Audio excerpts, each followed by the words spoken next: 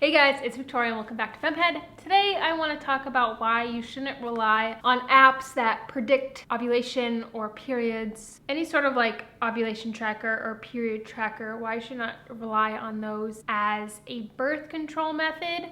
Let's get into it. So I recently wrote a blog post about why you should learn, or why I believe you should learn something like the sympto-thermal method before you rely on an app like Natural Cycles or a device like Daisy. This is not to say that those don't work. They're actually pretty amazing in their ability to be used as a birth control device. But my point that I'm trying to make is that there is so much good that comes from actually understanding the method that you are using before you are relying on something else. Natural Cycles and Daisy aside, I don't think you should be relying on an app or a device for your birth control method. There's like Daisy, Lady Comp. There are a couple out there that are geared towards acting as birth control, but there are so many apps. Like, let me whip my phone out real quick. There are so many apps where if you just type in like ovulation tracker or period tracker, there's things that come up, and there is a time and a place for those particular apps, but I don't think they should replace your birth control method.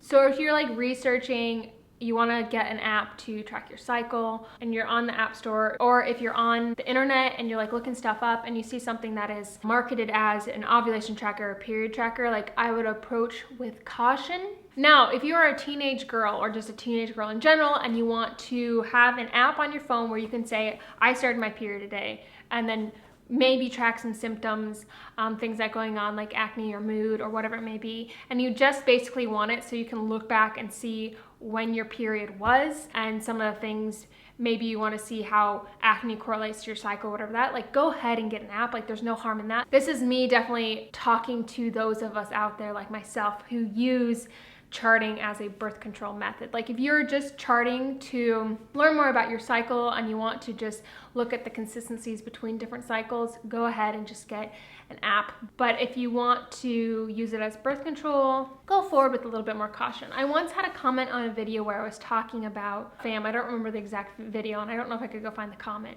but it was a woman who was saying, I can't believe you're spreading misinformation, like you shouldn't be promoting this method, it doesn't work, it didn't work for me, I used it and I now have 4 children, like I got pregnant 4 times. And I was like, that's really weird. And so I started to dig into her comment more, and I like comment back and asked her questions, and it came out that like she didn't really chart her temperature, she definitely did not track her cervical fluid, and she had been taking like ovulation predictor tests, those little LH strips that you pee on, and it'll tell you whether you've had your LH surge, whether you're going to ovulate soon. I think of like a lot of women that are trying to get pregnant use those, but she used those, and it was those that she didn't think were correct and, you know, misled her to have sex at the wrong time, and she then got pregnant. And you can imagine my facial expression when I was like commenting back and I read that, and I'm like, girl, this is not fam, this is not even a method. No wonder you got pregnant. You weren't practicing anything. You can't just make up some sort of Frankenstein charting method and expect it to work. Like there are actual methods like the sympto-thermal method that are there for a reason, and they have guidelines and rules, so they work, and you can't just pick and choose what you want to track or not track and do it willy-nilly and not really track certain things and then expect it to work. And so that comment really, it sticks with me, and I was just like, what is going on here? You entering the start of your period into an app does not constitute as charting your cycle for birth control. That is not going to give you what you need to know. And even if it says we predict that ovulation is coming up, what is it going off of if you are just putting in your period? You want to be charting your basal body temperature and your cervical fluid and following an actual method that you've put in the time to learn. And it really is not that complicated.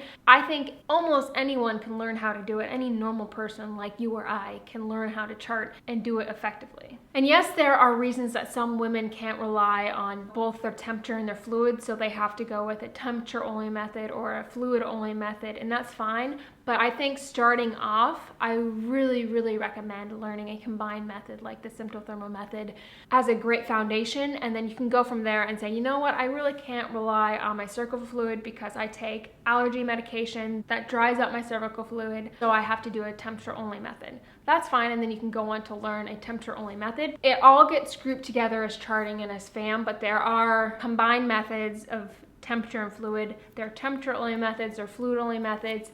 And I think it's just very important to put in the time and research to what you're actually learning and making sure you're learning an actual method that can be used as birth control. And I love using a combined method because if I'm like traveling or sick or stressed and my temperature is wonky, I don't have to go like, oh crap, I can't, what am I gonna do? My temperature is all over the place. I can cross-reference that with my cervical fluid. Yeah, you're like cross-checking yourself, and it's not just relying on one thing, you can rely on both. That gives me so much more confidence in my charting and in the method, and I feel so much more secure charting both temperature and fluid. I use an app, I use Kandara, but you want to be able to not only input your temperature and your fluid, but to draw a cover line, to choose your peak day, and to be able to look at your chart in whatever app it is and implement the rules yourself.